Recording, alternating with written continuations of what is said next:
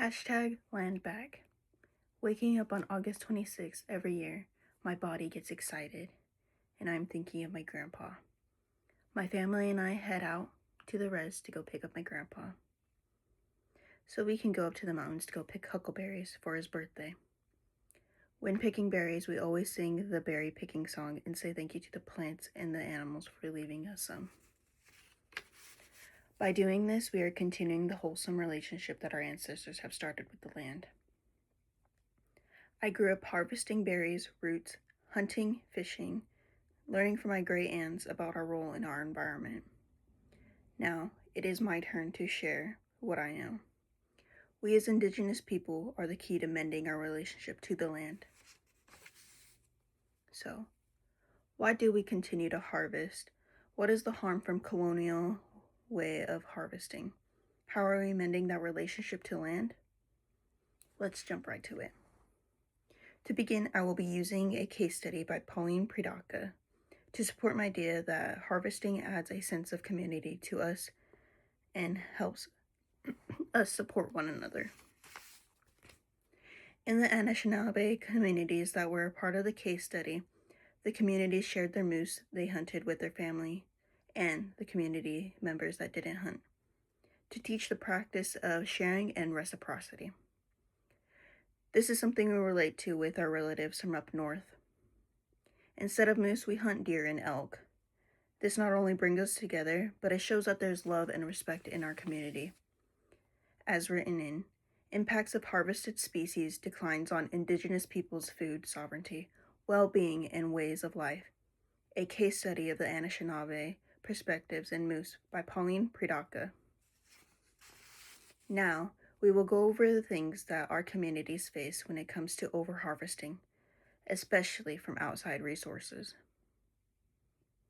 and how it affects our ecosystems.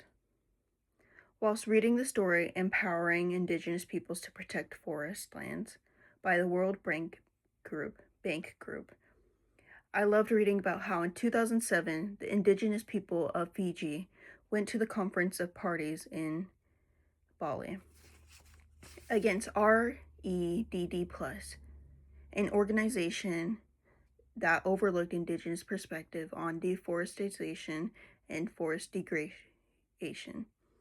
And because of this, in 2009, they received a more protection and a say on their land.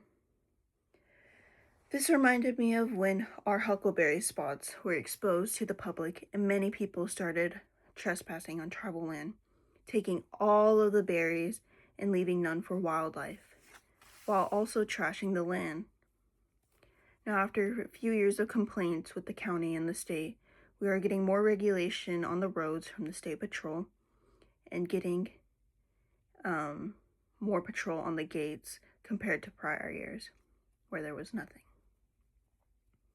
To brighten our discussion, we will now be going over how we as Indigenous communities adapt and heal in modern times. According to the article Indigenous Peoples, Food Systems, and Biocultural Heritage, Addressing Indigenous Priorities Using Decolonial and Interdisciplinary Research Approaches by Christina Schwiertzka. In 2020, their research showed that in Kenya and the Andes Mountains of South America, they did research on how indigenous farming would compare to normal agriculture. They found even with climate change, they were able to maintain a diverse amount of crops and sustain the amount of produce. Again, compared to normal agriculture, which was struggling and using quite a vast amount of water.